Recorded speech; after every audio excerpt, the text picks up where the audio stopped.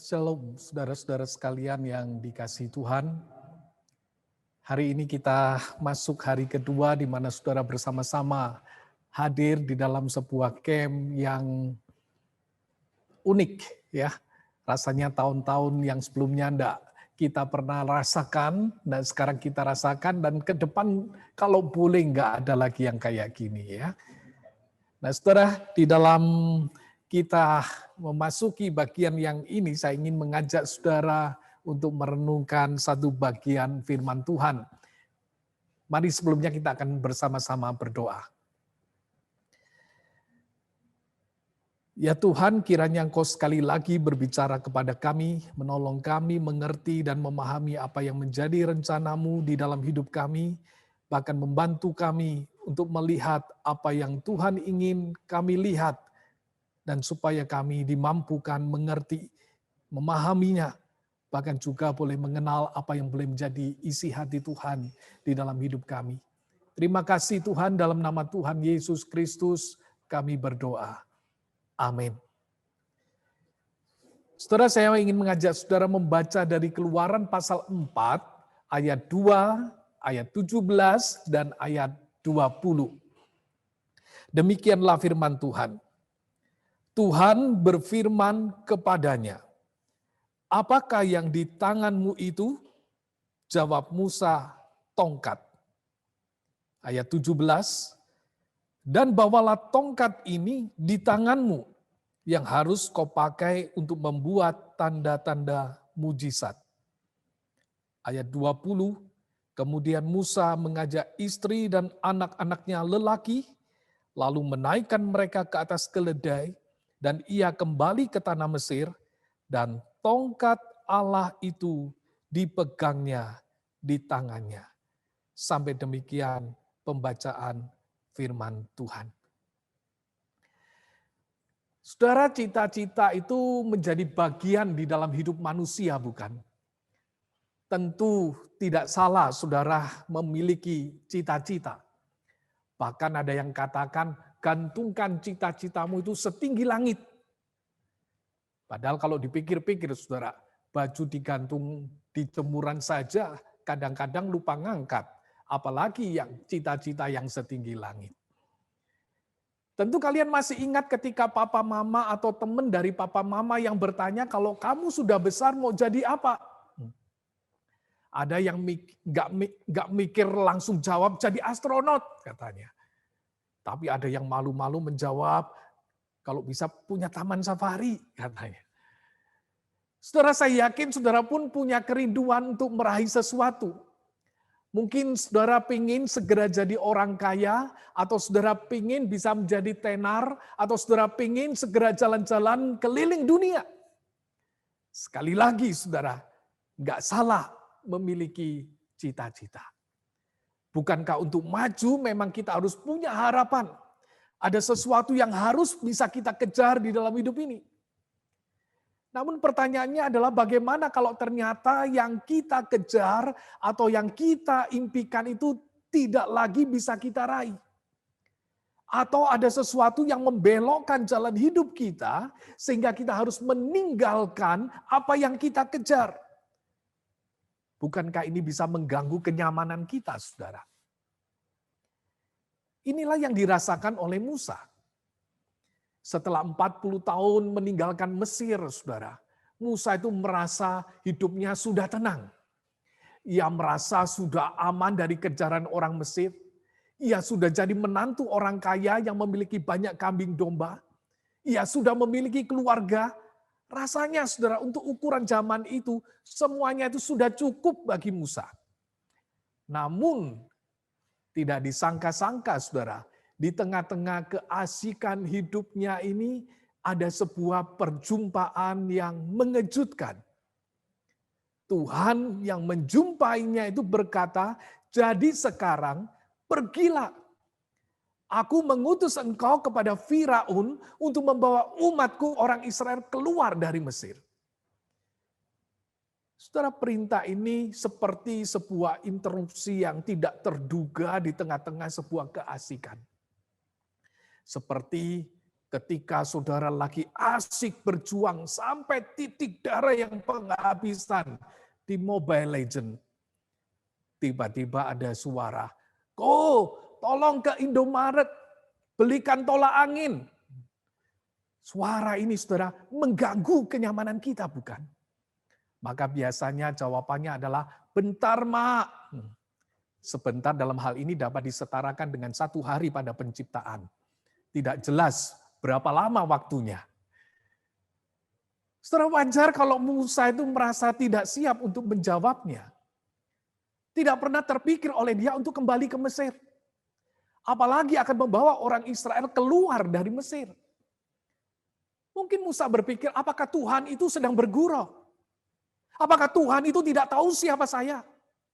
Saya ini bekas pembunuh Tuhan. Saya adalah seorang buronan Mesir. Saya ini tidak disukai oleh orang Israel. Mereka itu curiga dengan saya yang pernah tinggal di istana Firaun. Sekarang mau kembali ke Mesir dan memimpin umat Israel?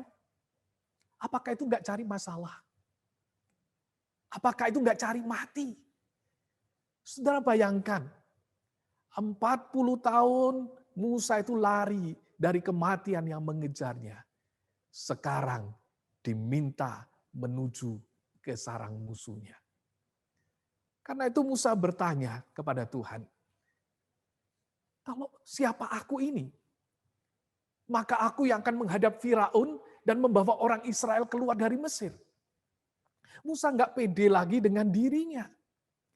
Dan Tuhan menjawab, bukankah aku akan menyertai engkau? Setelah pertanyaan pertama sudah dipatahkan. Tetapi Musa tidak berhenti dan masuk kepada pertanyaan yang kedua. Tapi Tuhan katanya, kalau aku datang kepada mereka dan aku bilang aku diutus oleh Allah, terus mereka bertanya, siapa nama Allah? Aku harus jawab apa? Saudara, sekali lagi Tuhan dengan sabar itu memperkenalkan namanya. Dia menjelaskan kepada Musa bagaimana harus mengatakan kepada orang-orang Israel. Namun saudara, ternyata ini belum memuaskan Musa. Ia bertanya lagi, bagaimana kalau mereka ini nggak percaya kepadaku?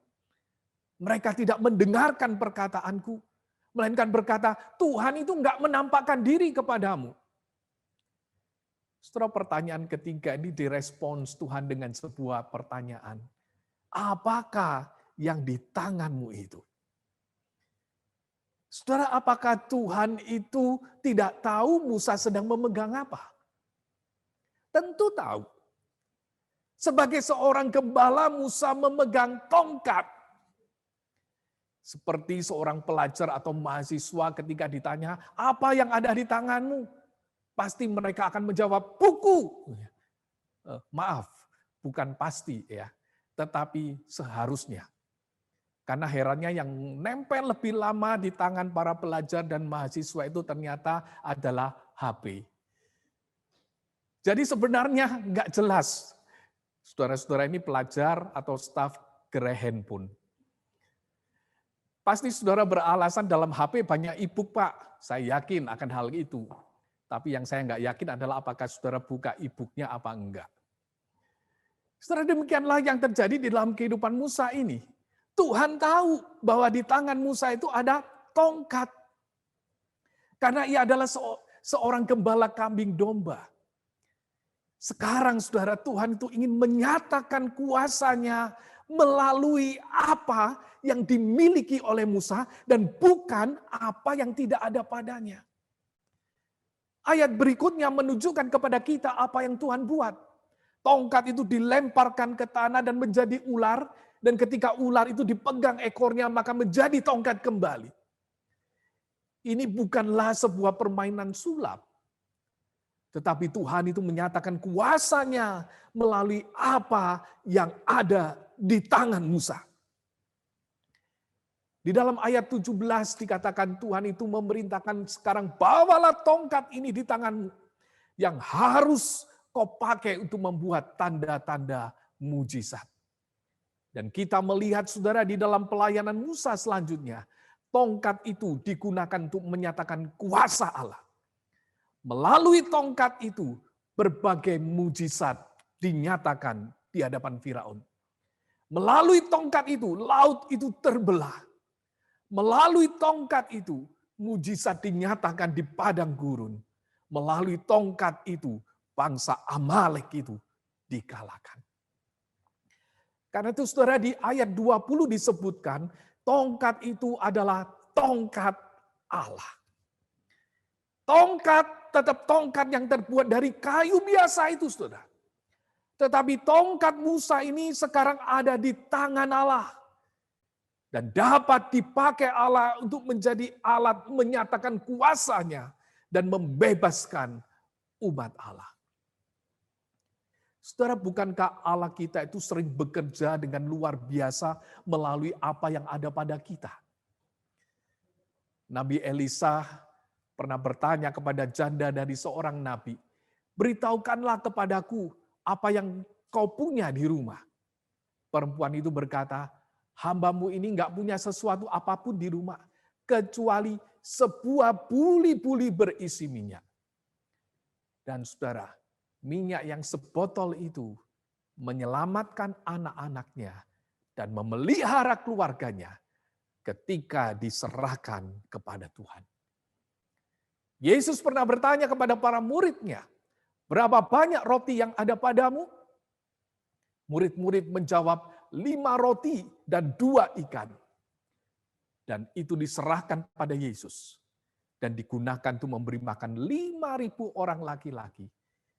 Belum lagi ditambah perempuan dan anak-anak. Saudara, bagi Tuhan, yang kita punya itu cukup untuk dipakainya. Yang ada di tangan kita, yang kita punya di dalam hidup kita ini cukup untuk dipakainya. Di ayat-ayat berikutnya, saudara, kita masih melihat Musa berargumentasi. Dia merasa tidak pandai bicara, bahkan akhirnya ia berkata, "Utuslah orang lain, Tuhan." Saudara, betapa menjengkelkan orang yang seperti ini. Sudah diberikan penjelasan panjang lebar, tetapi masih tidak mau. Namun saudara, Tuhan itu mematahkan semua argumentasi Musa. Yang jadi pertanyaannya adalah, mengapa Tuhan tidak segera beralih mencari orang lain? Apakah gak ada lagi orang di Israel yang bisa diutus selain Musa? Apakah gak ada lagi orang yang lebih baik dari Musa? Apakah gak ada lagi orang yang lebih bertalenta dan lebih pede daripada Musa? Oh saudara, mungkin ada. Pertanyaannya adalah, mengapa Tuhan tidak beralih? Saudara, jawabannya adalah karena Tuhan itu sudah memilih dan sudah menetapkan. Tuhan sudah memilih dan menetapkan.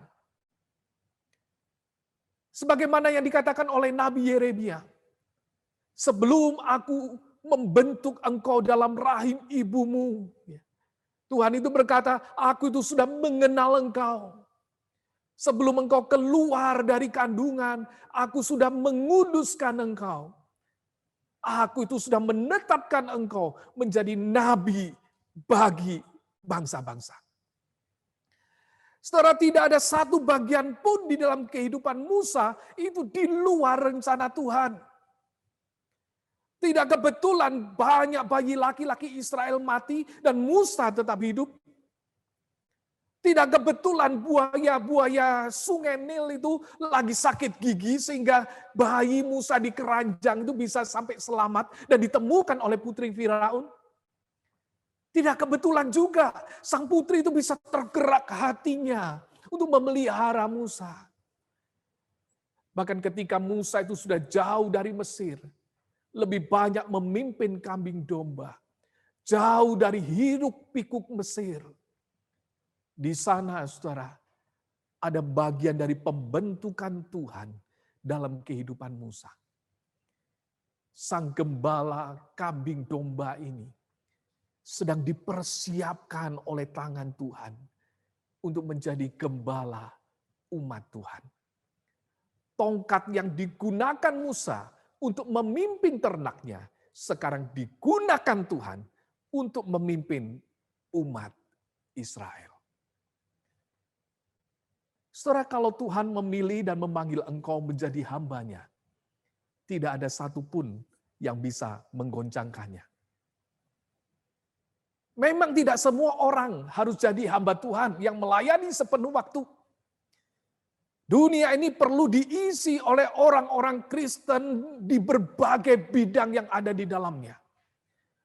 Orang Kristen perlu ada di dunia IT, ia perlu ada di bidang kesehatan, di bidang ekonomi, di bidang sosial, di bidang pendidikan, di bidang militer, di bidang pemerintahan, dan lain-lainnya.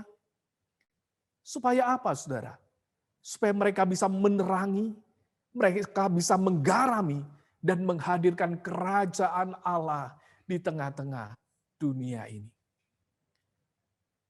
Saudara yang berada di tempat itu, saudara tetap diminta menjadi saksi dan diminta untuk menjadi pendukung bagi gereja Tuhan dengan apa yang saudara bisa lakukan.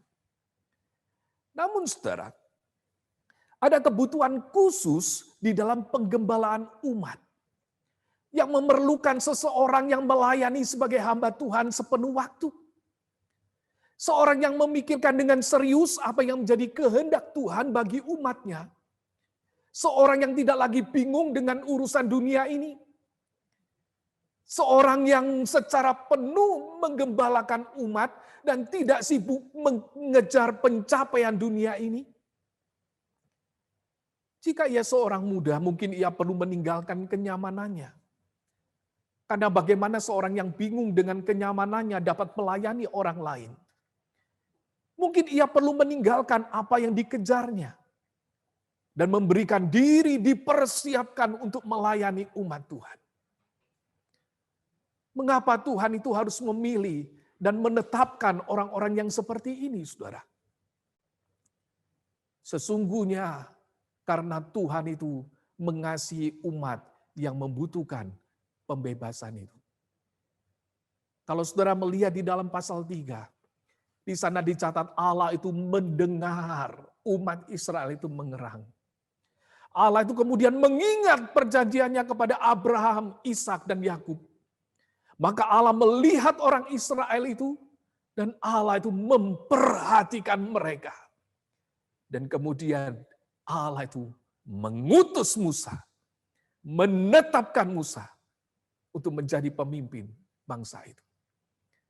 Ketika Yesus hadir di dunia ini, ia juga pernah melihat orang banyak di dalam pengajarannya. Dan Alkitab mencatat, tergeraklah hati Yesus oleh belas kasihan kepada mereka. Karena mereka itu lelah dan terlantar, seperti domba yang tidak bergembala. Maka katanya kepada murid-muridnya, tuaian itu banyak, tapi pekerja itu sedikit. Karena itu mintalah kepada Tuhan yang empunya tuaian, supaya ia itu akan mengirimkan pekerjanya kepada tuaian-tuaian itu.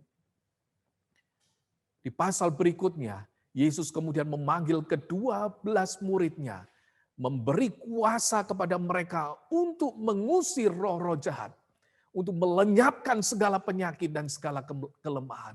Dan kemudian Yesus mengutus mereka untuk menyelamatkan dan membebaskan umatnya. Tuhan melihat orang-orang yang membutuhkan keselamatan. Tuhan melihat orang-orang yang hidup di dalam kesia-siaan dan rindu menyelamatkan mereka.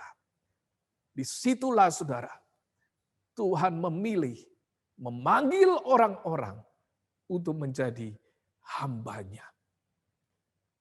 Saudara, selama beberapa tahun saya menangani bagian pelayanan di saat yang mengatur pengutusan mahasiswa ke berbagai tempat pelayanan.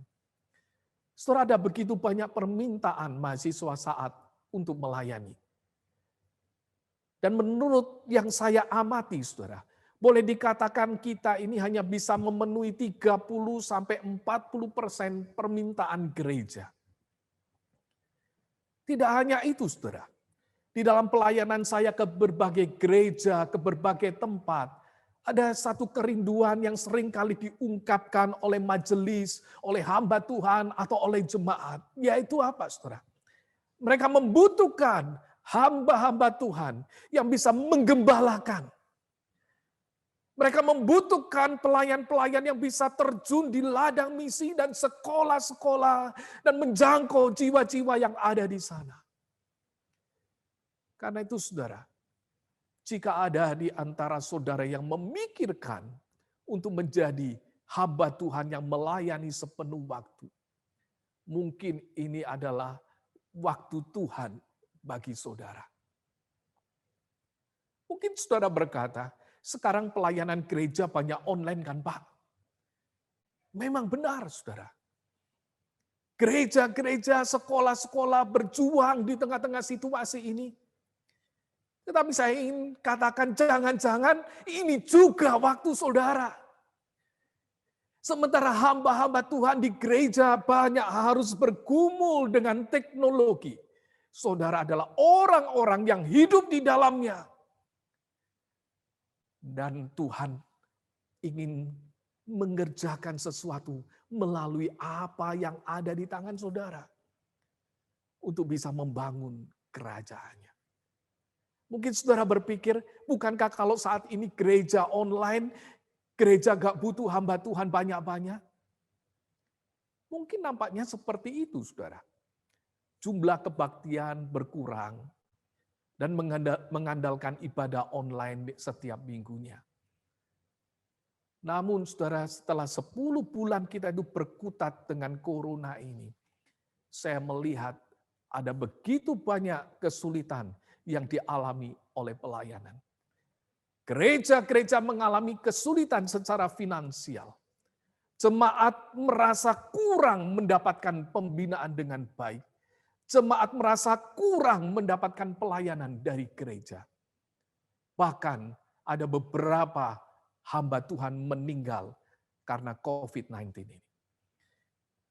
Karena itu sekali lagi, kalau ada di antara saudara yang memikirkan untuk menjadi hamba Tuhan yang melayani sepenuh waktu, mungkin ini adalah waktu Tuhan bagi saudara.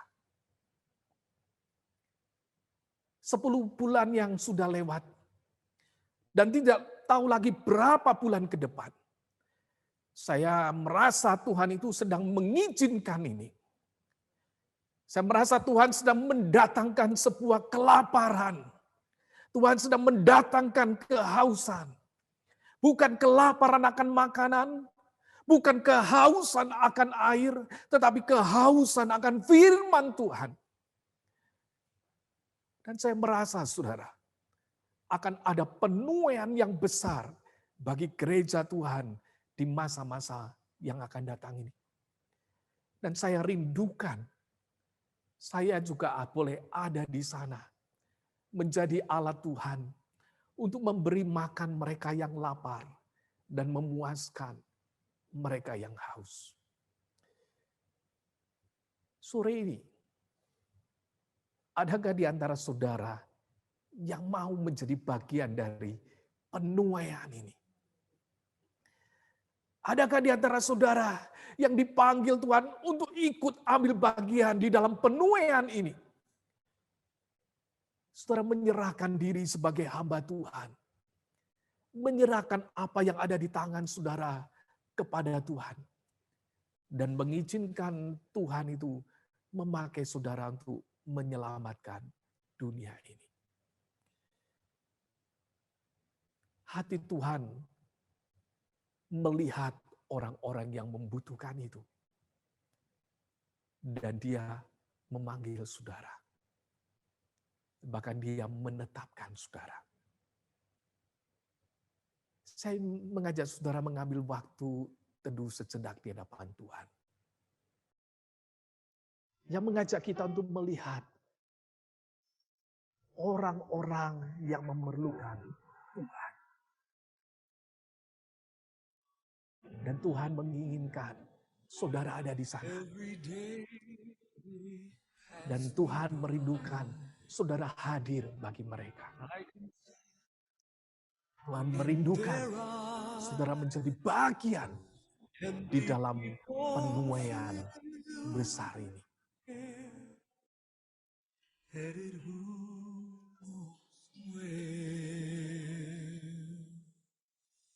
On they go through private pain. Dan saya mengundang, sementara pujian ini diperdengarkan, jikalau ada di antara saudara yang hari ini mengambil keputusan, saya mau menjadi hamba Tuhan, saya mau melayani Tuhan sepenuh waktu, saya mau menyerahkan hidup saya kepada Tuhan, saya ingin menjadi bagian di dalam penuaian besar yang Tuhan ingin kerjakan. Saudara boleh menekan raise hand.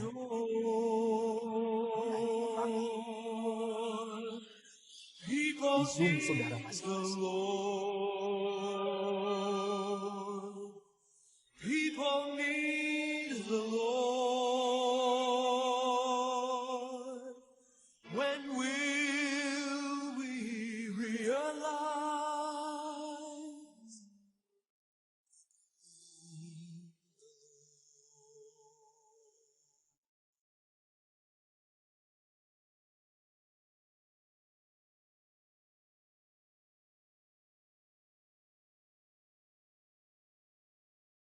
We are called to take His light to a world where wrong seems right. What could be too great a cost for sharing life with one who's lost? Through His love our hearts can feel all the grief they bear. They must hear the words of life only we can share. People need the Lord. People need the Lord. At the end of di antara saudara yang ingin sekali lagi mengatakan saya mau menjadi hamba Tuhan yang melayani sepenuh waktu.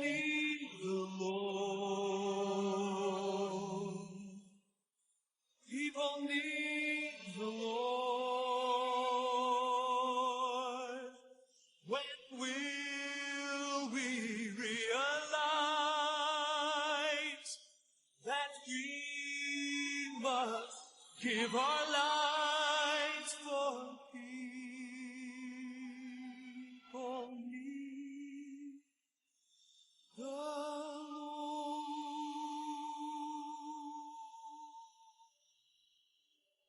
Engkau menilik akan umat-Mu pada sore hari ini.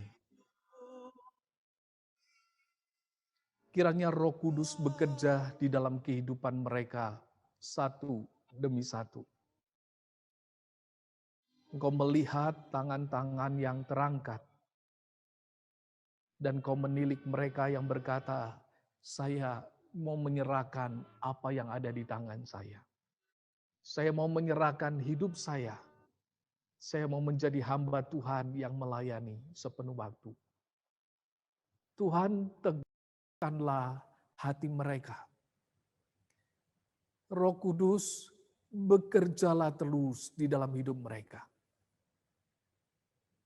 Roh Kudus berkaryalah terus membentuk mereka, mendewasakan mereka. Sampai mereka boleh mengambil keputusan untuk datang di sekolah-sekolah teologi. Dan mereka mempersiapkan diri menjadi hamba-Mu untuk melayani umat-Mu. Dan Kau terus tambahkan beban itu ada di dalam hati mereka. Sampai mereka boleh melihat kemuliaan-Mu dinyatakan melalui hidup mereka, melalui apa yang mereka punya. Terima kasih Tuhan. Berkati setiap kami yang hadir hari ini. Engkau yang juga mempunyai panggilan khusus sendiri-sendiri di dalam hidup kami. Engkau pakai kami untuk kami boleh menjadi garam dunia, terang dunia, yang boleh menghadirkan kerajaan Allah di tengah-tengah dunia, dimanapun kami berada. Terima kasih Tuhan. Dalam nama Tuhan Yesus Kristus, kami berdoa. Amin.